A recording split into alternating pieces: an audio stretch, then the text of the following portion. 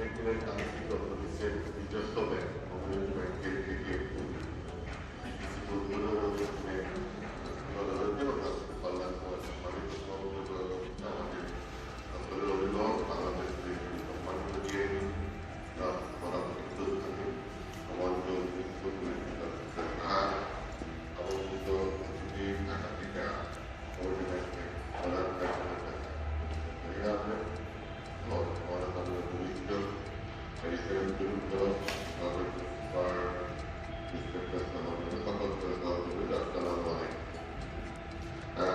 আজকে আমরা আমাদের সপ্তাহভাবে যে কল্যাণ সভা করি কল্যাণ সভার তাদের প্রতিটি নেতৃত্বের ফলে আজকে আমাদের সমস্যার পরিমাণটা অনেক হ্রাস পেয়েছে, যার ফলে আমাদের লোকজনের সেরকম বিশেষ কোনো অভিযোগ বা বলার কিছু থাকে না।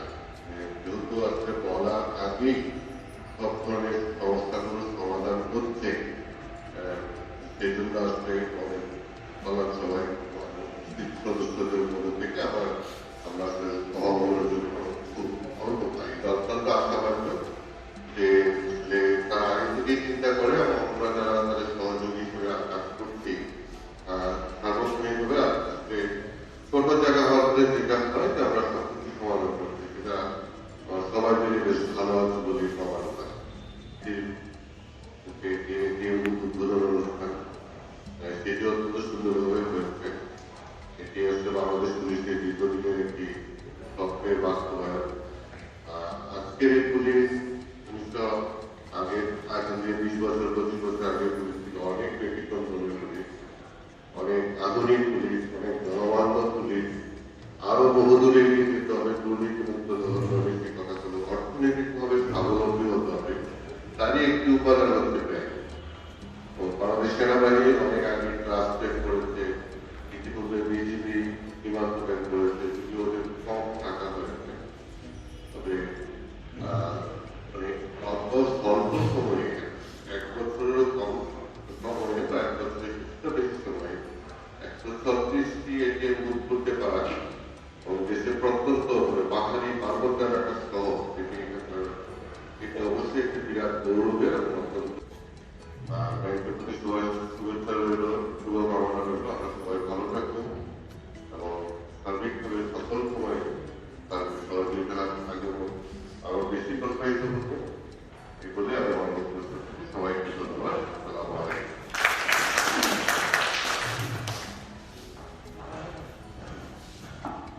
ধন্যবাদ জনাব ফজলুর রহমান খালেদ স্যারকে।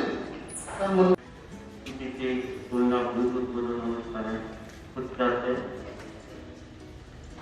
এটিতে খুলনার সম্মানিত ডেপুটি কমান্ডেন্ট জনাব হাবিবুর রহমান খান উপস্থিত আছেন,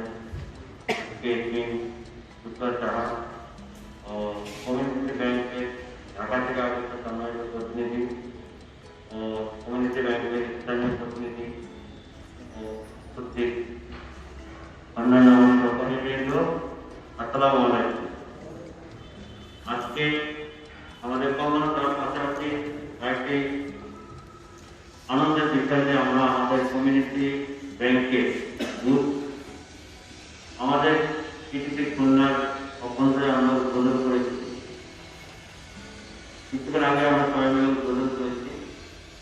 তো আপনারা জানেন যে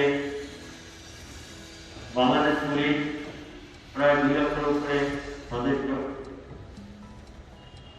এই সদস্যদের জন্য আমাদের অনেক ঋণ, ব্যাংক লেনদেন, এই বিষয়গুলো আমাদের জন্য অত্যন্ত জরুরি ছিল।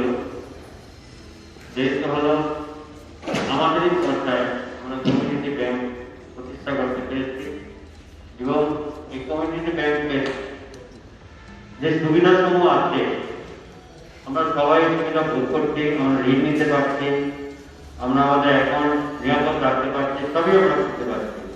এই জন্য আমরা আমাদের ঊর্ধ্বতন কর্মকর্তা, আমাদের পুলিশ মাননীয় প্রধানমন্ত্রী আমরা সবাইকে ধন্যবাদ জানাচ্ছি এবং আজকে যিনি ঢাকা থেকে আসছেন, কষ্ট করে আমাদের মাঝে এসে আমাদের এখানে গুরুত্ব করেছেন, আমরা তাকে ধন্যবাদ জানাচ্ছি। তো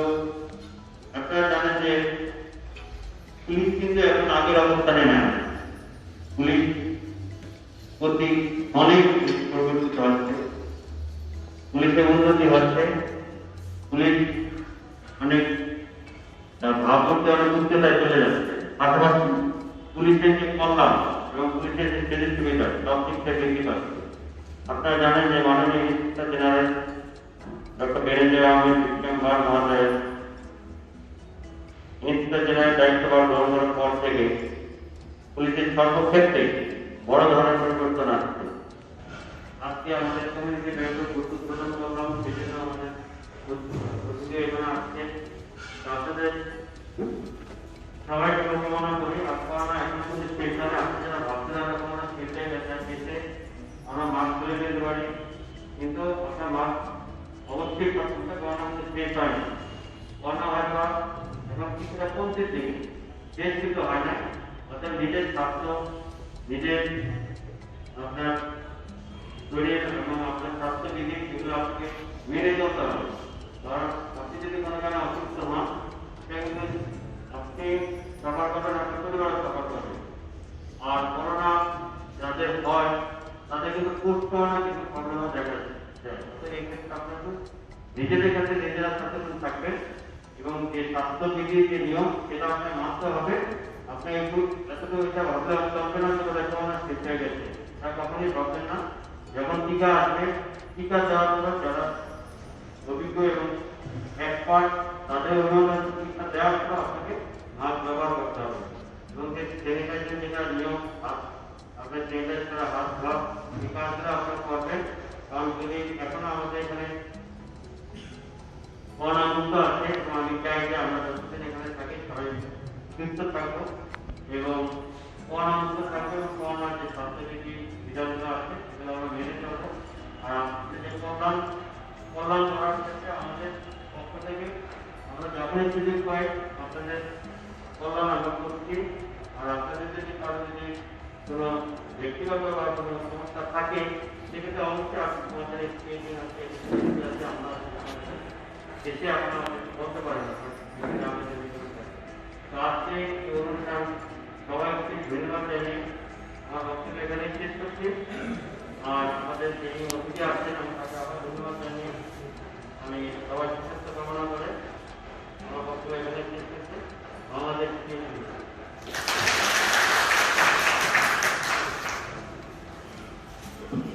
ধন্যবাদ কমিউনিটি সাথে আমি দৈবেন আহমেদ, আমি হেড অফ ট্রেডিং হিসাবে আপনাদের কমিউনিটি ব্যাংকের করবো।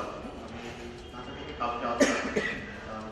সবাইকে ধন্যবাদ জ্ঞাপন করতে চাই আমাদের community sir, DID sir, Abdul Hamid Kutub sir, additional DID sir, SPID এবং অন্যান্য গ্রুপের ঊর্ধ্বতন কর্মকর্তা সবাই।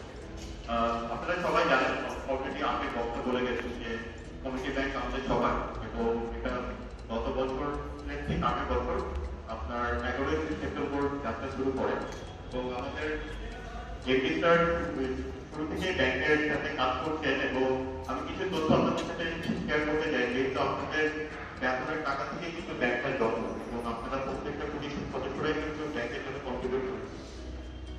তো আমাদের এখানে এই প্রথমে ব্যাংকটা শুরু করার জন্য যেটা প্রয়োজন হয় সেটা হচ্ছে মূলধন 400 কোটি টাকা। সেটা আপনারা বোর্ডে এবং আপনাদের ব্যাংক থেকে অংশগ্রহণ করেন। প্রথমে 27,000 টাকা আপনারা জমা দেন, তার পরিপ্রেক্ষিতে আমরা বাংলাদেশ ব্যাংক থেকে ব্যাংকের কর্মকর্তা পাই। তো এখান থেকে যাত্রা শুরু এবং 11 সেপ্টেম্বর 2019 আমরা যাত্রা শুরু করি 4টা ব্রাঞ্চ দিয়ে। বর্তমানে কমিউনিটি ব্যাংকের ব্রাঞ্চের সংখ্যা হচ্ছে 18টি এবং ব্রাঞ্চের পাশাপাশি আপনারা জেনে অত্যন্ত খুশি হবেন যে আমাদের 64টি জেলাতেই কিন্তু সার্ভিস ডেস্ক আছে এবং টোটাল 110টি আমরা সার্ভিস ডেস্ক কলিং স্থাপন করেছি 64টি জেলাতে। এর পাশাপাশি আমাদের এটিএম এর সংখ্যা হচ্ছে 163, যেটা যে কোনো একটা নতুন ব্যাংকের জন্য কিন্তু অনেক বড় সংখ্যা। যারা আমাদের আগে 5 থেকে 7 বছর আগে যাত্রা শুরু করেছে সীমান্ত ব্যাংক, তাদেরও কিন্তু এতগুলো ব্রাঞ্চ কিংবা এটিএম বুথ নেই। এর পাশাপাশি আরেকটু বলতে চাই, আপনাদের সহযোগিতাতে ব্যাংক শুরু করার 6 মাসের মধ্যে আমি যদি একটা বলি সেটা হচ্ছে আমাদের কোভিড যদি না হতো তাহলে আপনারা আগে আমাদের মেইন যেটা লক্ষ্য ছিল সেটা হচ্ছে যে প্রত্যেকটি পুলিশ সদস্যের বেতন যেন আমাদের কমিউনিটি ব্যাংক থেকে হয়।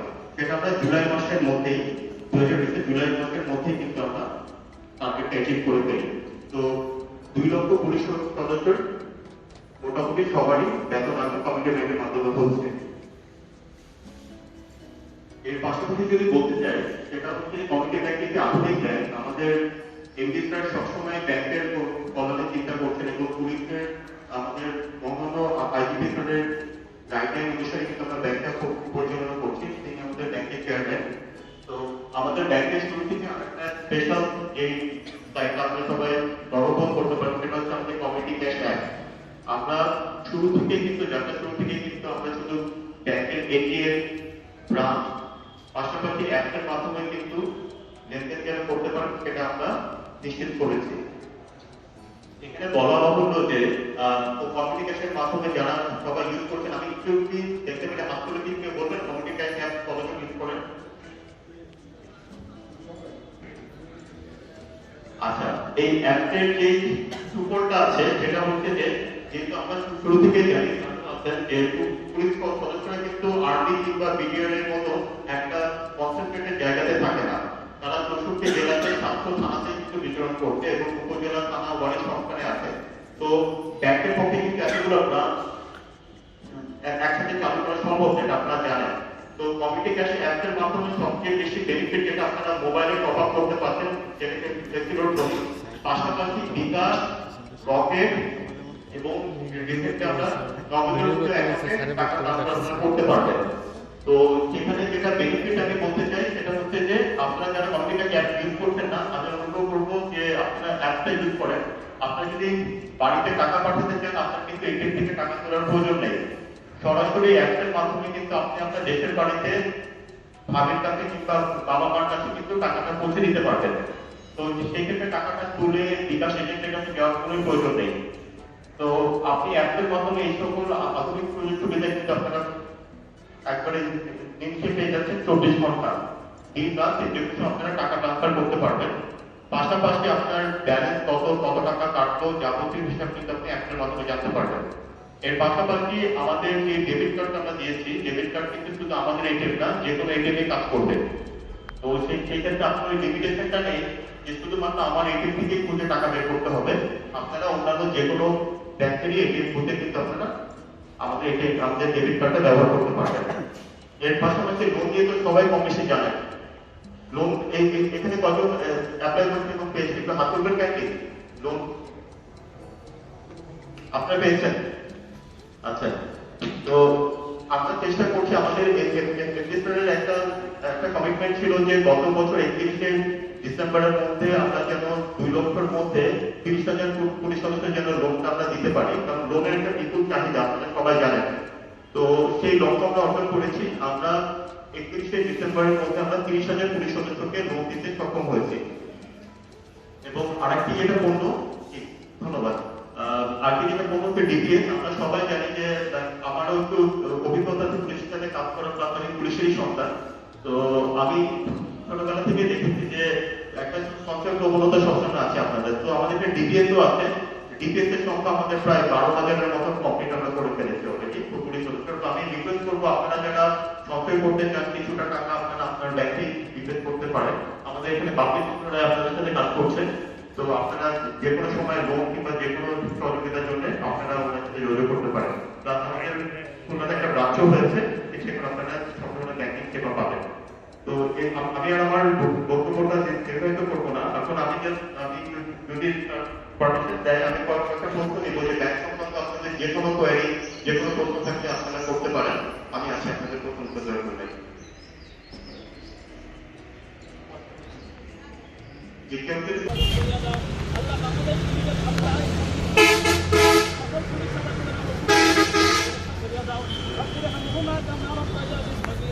سبحان ربك رب العزة عما يصفون وسلام على المرسلين والحمد لله رب العالمين. بعد كلمة طيبة لا إله إلا الله محمد رسول الله.